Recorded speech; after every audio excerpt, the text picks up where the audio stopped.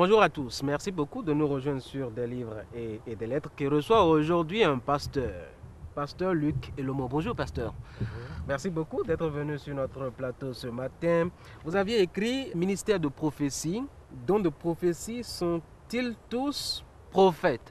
C'est bien cela. D'abord pour commencer, c'est quoi un prophète de votre position?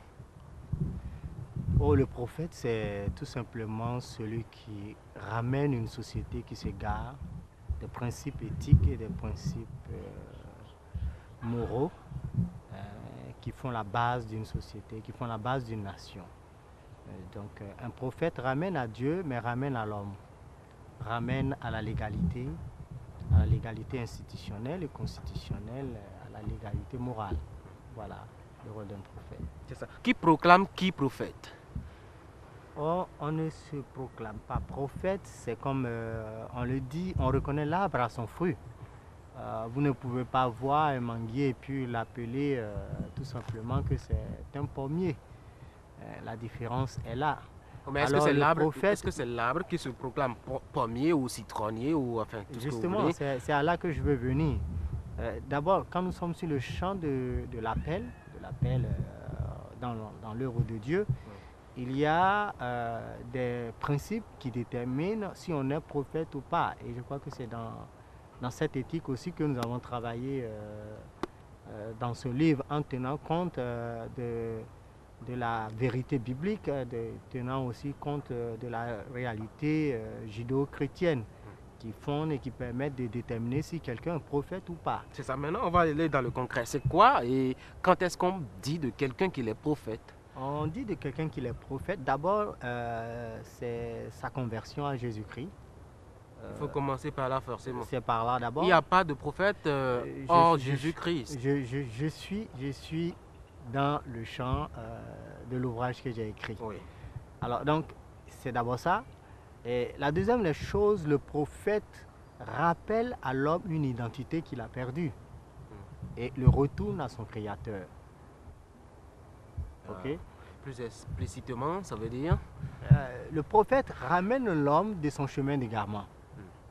Son chemin d'égarement parce que on a beau conjuguer toutes les sciences, par la grâce de Dieu, nous avons quand même eu aussi à étudier ces sciences-là, on a beau philosopher, mais l'homme au plus profond de lui-même reconnaît, même à l'âge qu'on a appelé la période, l'âge de la lumière, etc., des lumières, on a vu, généralement, on ne voit que ce que les philosophes ont écrit, mais très peu d'écrits définissent comment ils sont morts. Donc, beaucoup d'entre eux qui ont nié l'existence de Dieu ont quand même reconnu à la fin de leur vie quand même l'existence de ce Dieu-là, mais trop tard par rapport à ce qu'ils avaient déjà écrit. Donc, il n'y a pas de prophète tant qu'il n'y a pas d'égaré, comme vous dites. Ah oui, justement, le prophète est là pour ça. Le prophète est là.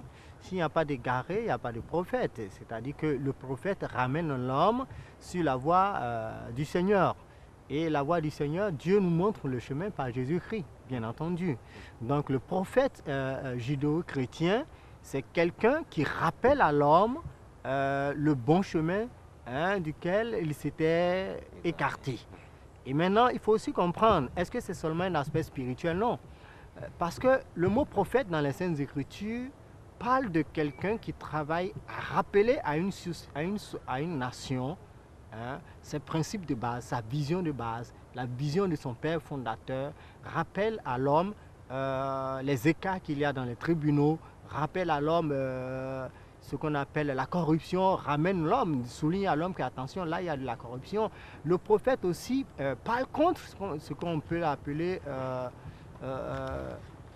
la rétention de l'information, ou si vous voulez, le prophète travaille pour la liberté d'expression, mais une liberté d'expression qui respecte un cadre éthique et moral bien précis. Alors j'ai l'impression souvent que quand on dit prophète, deux choses arrivent à l'esprit. D'abord les miracles et la guérison.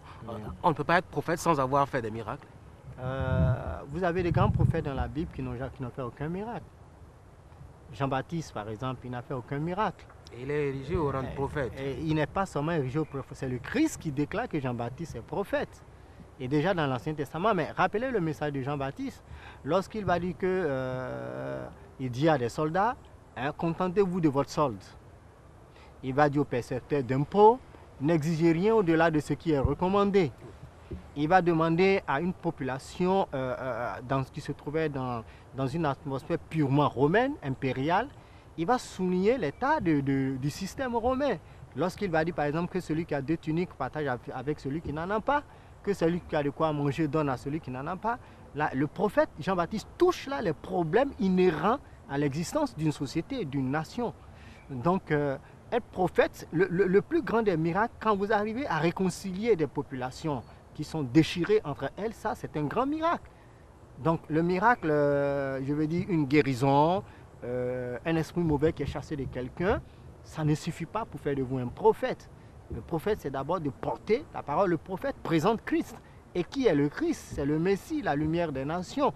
Mais quand vous prenez la définition du mot lumière, du mot Christ, le Christ, c'est quelqu'un qui vient pour sortir une nation d'un état de bassesse pour l'amener à son état de noblesse. Ce qui veut dire qu'il y aura un séisme au niveau institutionnel, au niveau même de la société. C'est-à-dire que c'est tout le système qui est touché par le ministère prophétique. Alors donc, un prophète, ce n'est pas quelqu'un qui s'embastille dans les murs de son église. Mais un prophète, c'est quelqu'un qui est au milieu de la cité et qui parle au nom de Dieu à la cité et qui réconcilie le dirigeant corrompu avec l'opprimé qu'il dirige et qui amène aussi les citoyens parfois qui refusent de suivre la légalité, qui ramène le citoyen sur la voie du droit dans un État qui travaille à restaurer un État de droit au fait. Et c'est ça le ministère du prophète. Y a-t-il une formation à recevoir pour être prophète ou on peut se réveiller un matin et être prophète? C'est une erreur qu'on a l'habitude de voir. Et là, ça fait partie malheureusement des erreurs qu'on a dans certains mouvements de la chrétienté. Mais ceci dit, on ne va pas jeter toute la chrétienté. Dans tout mouvement qui veut être responsable et respectable, il faut qu'il fasse son autocritique.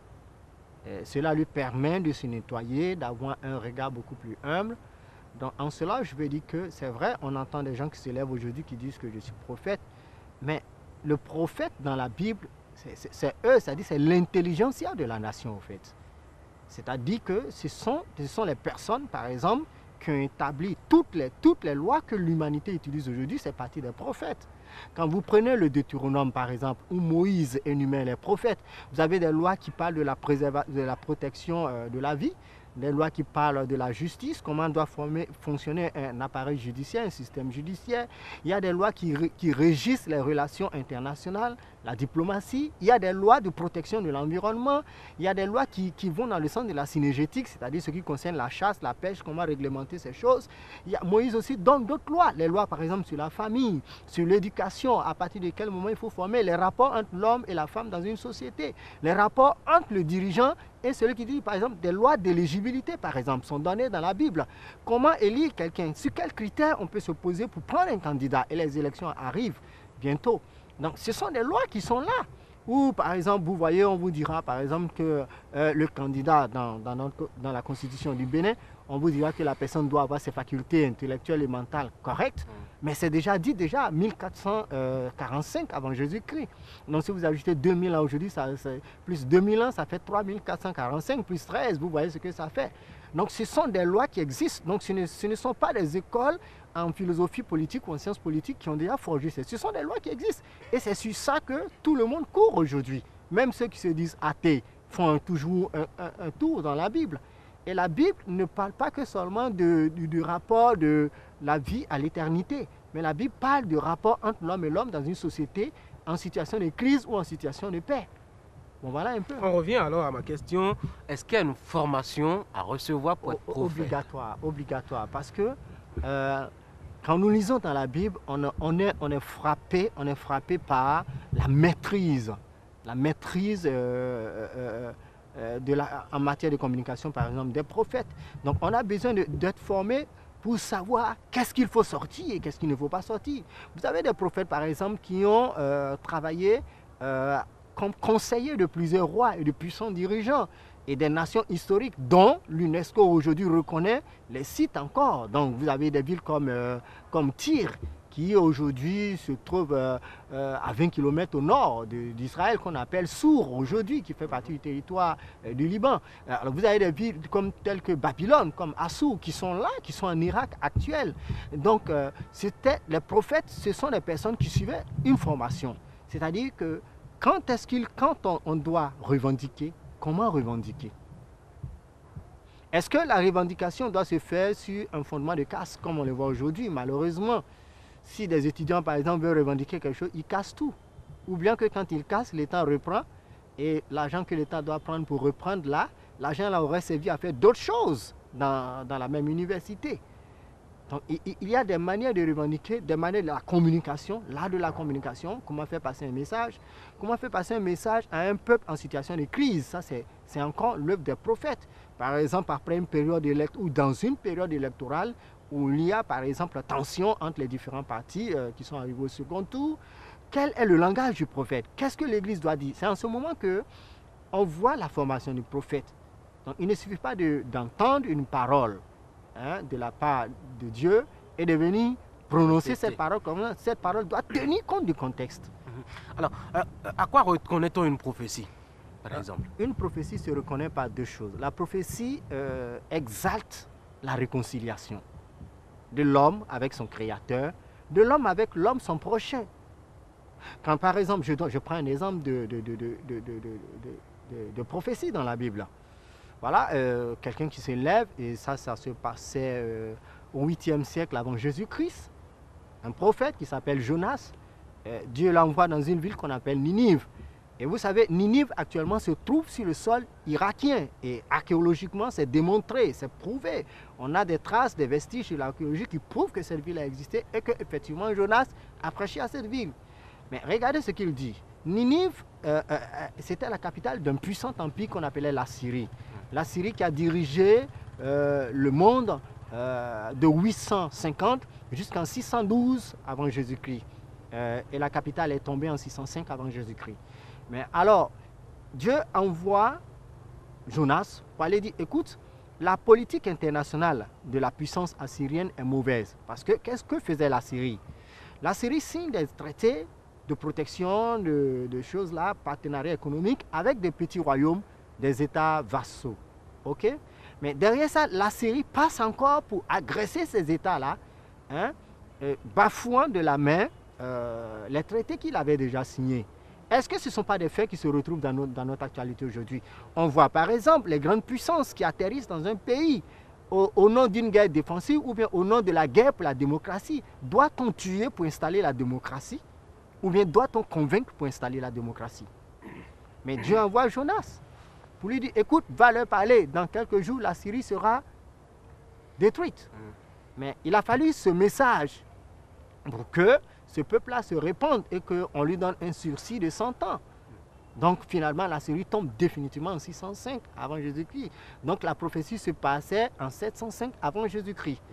Donc il y a des critères, il y a la vérité, c'est-à-dire une question de réconciliation. Une question de réconciliation de l'homme avec son créateur par Jésus-Christ et une question de réconciliation de l'homme avec l'homme lui-même. Jésus-Christ étant le plus grand prophète. Dans Matthieu 5, qu'est-ce qu'il va dire? Il va dire, heureux ceux qui procurent la paix. Mais à quel moment il parlait? Il parlait à un moment où, dans la société romaine, l'homosexualité, les crimes, les intrigues au niveau à la tête de l'Empire, il y avait régulièrement des coups d'État, il y avait des mutineries, on sait ce qui s'est passé dans l'Empire romain avec la garde prétorienne et autres. Mais Jésus parle dans ce contexte-là. Il parle dans un contexte socio-culturel et aussi politique, sans oublier l'aspect religieux. Voyez-vous un peu la chose? Donc voilà, un prophète, le message du prophète ramène à la vie d'une personne, Christ. Et ce message a pour finalité de réconcilier l'homme avec son créateur, mais l'homme avec son prochain. Maintenant, les aspects des miracles, parce que quelqu'un peut prophétiser, ça va arriver, mais il n'est pas prophète de Dieu. Ah oui? Bien sûr. Oui, mais vous avez les exemples. Vous avez des exemples bibliques. Vous avez des exemples bibliques. Dit qu'il y a prophétie. Justement, c'est pour dire qu'au-delà des miracles, en dehors des miracles, parce que vous savez, les miracles, c'est un acte surnaturel que Dieu accorde. Mais par exemple, les miracles ont différents niveaux, ou je dirais strates. Par exemple, quand on parle du miracle économique, Ce n'est pas que la population dort et puis le lendemain, on nous dit que bon, il y a un boom économique. Le miracle économique prend en compte d'abord une question de repentance. Excusez-moi, mais je vais peut-être après théologie politique, repentance structurelle, systémique, institutionnelle. Qu'est-ce qui gangrène l'appareil de l'État? Il faut sortir ça d'abord. Qui sont les corrupteurs? Pourquoi ils corrompent? Quelle est la genèse de la corruption? À base de tout ce, avec toute cette base de données, on attaque maintenant la racine du problème de la corruption. Parce que vous ne pouvez pas demander à un chef corrupteur de lutter contre la corruption. Et c'est malheureusement ce qui se passe dans nos pays. Mais la prophétie dénonce ça, par exemple. Lorsque un message vient du Seigneur et que ce message-là restaure la dignité de l'être humain, on peut parler de prophétie. On peut parler de prophétie. Ok? Parce que tout cela se trouve dans une seule personne, Jésus. Quelle que soit la religion que vous pratiquez aujourd'hui, il est impossible de nier la perfection de ce porteur du message divin. Mais quel est alors le lien entre miracle et prophétie? Oh, le miracle peut être tout simplement lié à un problème purement démoniaque, par exemple. Chasser des démons de quelqu'un, c'est faire des miracles. Prier pour quelqu'un qui souffre d'un cancer et que la personne soit guérie, ça fait partie des miracles. Cela n'annonce pas la prophétie. Mais cela n'annonce pas la prophétie. Alors, quelle qualité alors pour un prophète, puisqu'il est là au cœur même des problèmes de la société, au cœur même des problèmes humains? De quels moyens dispose-t-il justement pour faire face à cette charge? Justement, qu'est-ce que l'Église met à sa portée? C'est encore là un paradoxe parce que malheureusement, l'Église souvent n'a pas soutenu les prophètes. Depuis l'époque déjà de Moïse jusqu'à notre époque.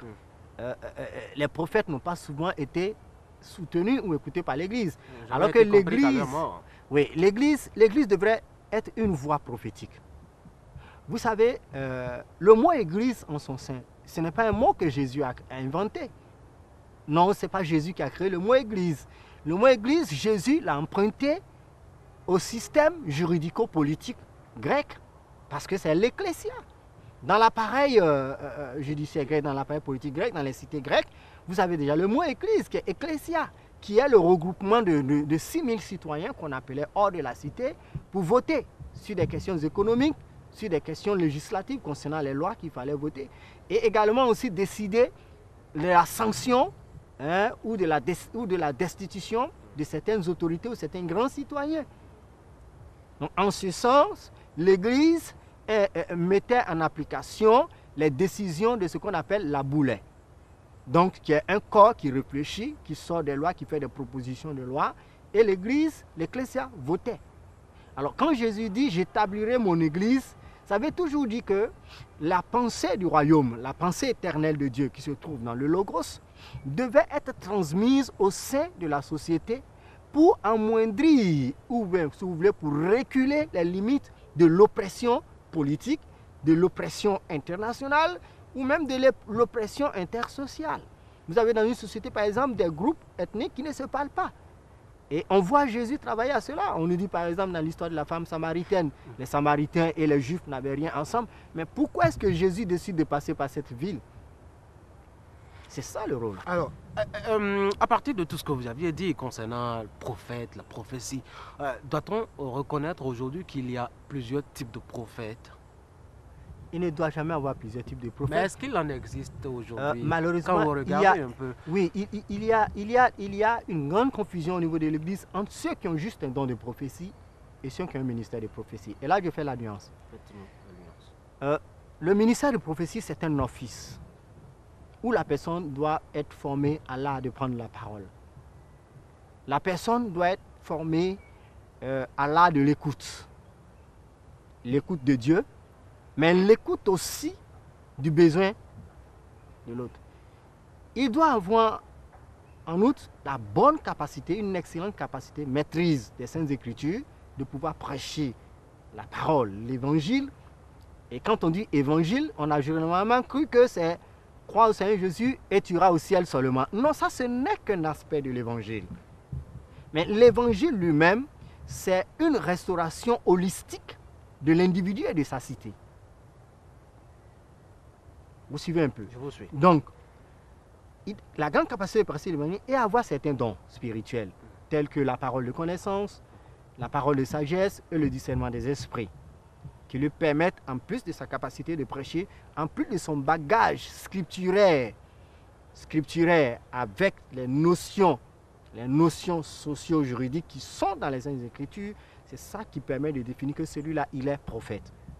Sinon, il n'aura pas de différence entre celui qui, au travers d'une bouteille d'eau ou d'une calebasse, vous lit l'avenir. Il n'y aurait pas de prophète. Mais le don de prophétie, c'est tout simplement une capacité, sporadiquement, que vous recevez un message de la part de Dieu. Et dans toutes ces choses, tous les messages doivent être éprouvés à la lumière des Écritures. Dans votre livre, vous faites un peu une place aux prophétesses. C'est bien rare hein, de voir en tout cas les femmes au premier plan. Quand on parle de religion, quand on parle de croyance, prophétesse, c'est la même chose que prophète, ou ont-elles, des rôles bien définis en termes de prophétie? Quand nous prenons les textes vétérotestamentaires, je veux parler des textes de l'Ancien Testament, elles ont joué le même rôle que les prophètes. Les grands prophètes tels que Jérémie, qui ont passé toute leur vie. Daniel, par exemple, il a passé 66 ans en tant que conseiller des rois de Babylone et de Perse. Et donc, elles jouent pratiquement les mêmes rôles. Et généralement, ça arrive lorsque les hommes ont démissionné. Ah oui. Ah oui, généralement. Ça arrive lorsque les hommes ont démissionné. Lorsque vous prenez les exemples bibliques. Vous avez le cas de Déborah, par exemple. C'est arrivé tout simplement parce que Barak, qui était le premier magistrat d'Israël, avait démissionné face à une crise internationale qu'il y avait entre lui et l'État voisin d'Amon. Un État voisin. Donc ça veut dire que le phénomène n'a pas changé. Dieu ne change pas. Il dit, je suis le Seigneur, je ne change pas, je suis le même. Est-ce que les femmes elles-mêmes ont les mêmes moyens, comme les hommes d'ailleurs, pour exercer leur métier? Je crois que dans le contexte actuel, il est préférable que la femme, tout en respectant le don de Dieu qui ne fait exception de personne, je respecte l'action du Saint-Esprit qui ne fait exception de personne, mais je crois cependant que les femmes doivent se faire coacher par leur mari ou par un berger. Certains se plaisent à dire aujourd'hui, notre monde il est en crise. A-t-on besoin de prophètes? Où étaient passés les prophètes pour qu'on en soit à ce niveau? Là, moi, je vous dirais que la voix prophétique a commencé à s'éteindre au niveau de l'Église depuis le IVe siècle. Lorsque les gens ont quitté la première voie de l'Évangile, qui était le mouvement charismatique et évangélique de l'an 1, de l'an 33 après Jésus jusqu'au IVe siècle. Et à partir du IVe siècle, avec les questions de concile, ça grandit, ça a pris diverses formes, jusqu'à ce qu'au Xe siècle, pratiquement, qu'on entende sortir le mot Église catholique romaine. Donc, déjà, depuis qu'il a commencé à avoir les troubles au niveau de la doctrine, personnellement, la doctrine du Christ, particulièrement, excusez-moi, c'est à partir de ce moment que la voix prophétique de l'Église a commencé à s'éteindre. Et d'ailleurs, c'est à cause de cela même, si on parle du siècle des Lumières, où on parle des différentes révolutions en France, il y avait les abus des évêques, des mouvements des franciscains, des dominicains, avec l'Inquisition en Espagne. Alors comment faire renaître des prophètes? C'est peut-être vrai que c'est Dieu qui nous les emmène, mais comment est-ce qu'il faut justement avoir à apporter ou faire renaître des prophètes pour que la société soit sauvée? Premièrement, il faut comprendre que être prophète, ce n'est pas celui qui a échoué dans la vie qui devient serviteur de Dieu. Non, on ne devient pas pasteur. Ce n'est pas quelqu'un qui a échoué qui devient pasteur ou qui devient prophète. Non. Ça, il faut d'abord concentrer ce n'est pas parce qu'on a des problèmes maintenant qu'on va se dire, bon, on a échoué, donc on devient pasteur. Justement, ce n'est pas seulement dans le milieu pastoral. nous traitons généralement cette affaire. Vous avez aujourd'hui les mosquées qui pullulent partout, vous avez beaucoup d'églises qui pullulent, vous avez des couvents même, des temples d'idoles qui sont dans nos carrefours, qui gênent la circulation, mais qu'on tolère. Donc, je ne veux pas aller dans ce domaine, mais je suis en train de dire tout simplement que notre société a besoin de prophètes, parce qu'il en existera toujours. Aussi vrai qu'il y aura des nations et des États. Il y aura toujours des prophètes. Il y aura toujours des prophètes. Il aura toujours besoin de prophètes. Mais ces prophètes doivent, c'est-à-dire c'est là où l'Église, les prophètes doivent avoir une identité. Il a reçu le Seigneur, on l'a suivi en tel lieu, on sait quand même qu'il a tel bagage, il a les preuves, quelqu'un pour le coacher. Voilà, il faut qu'il ait été disciple de quelqu'un aussi. C'est ça. C'est très important. Quel est votre avis sur le rapport que doit entretenir un prophète et la politique? Ce sera mon avant-dernière question. Oh, le prophète et la politique, il faut comprendre que la politique n'est pas l'ennemi de la foi chrétienne. C'est une grosse erreur. Qu'on dise aujourd'hui, mais regardez des pasteurs qui rentrent dans la politique, mais quand on dit non apostolique, qu'est-ce que ça veut dire? C'est tout simplement un prêtre qui joue un rôle politique. Et ça, ce n'est pas quelque chose de nouveau. Vous allez dans les archives de l'histoire de l'Église. Est-ce que ce n'est pas parce qu'on a une certaine image plus ou moins vraiment ternie de la politique que désormais on l'éloigne beaucoup plus de l'Église? Mais qui est l'auteur de la politique? C'est l'Église. L'Église n'est pas l'auteur de la politique. Dieu est l'auteur de la politique. Oui. Vous prenez l'histoire de l'Europe. Mais à partir du XVIe siècle, les Européens ont cessé de mourir de faim à cause de quoi? De l'Église et de l'Évangile. Pourquoi? Parce que des principes économiques, des principes juridiques et des principes qui régissent une bonne société existent dans les Saintes Écritures. Vous avez les réformateurs tels que Jean Calvin par exemple. Aujourd'hui, tout le monde court pour aller en Suisse. Mais au XVIe siècle, aller à Genève, ce n'était pas une bonne chose. Parce qu'il y avait des marécages partout.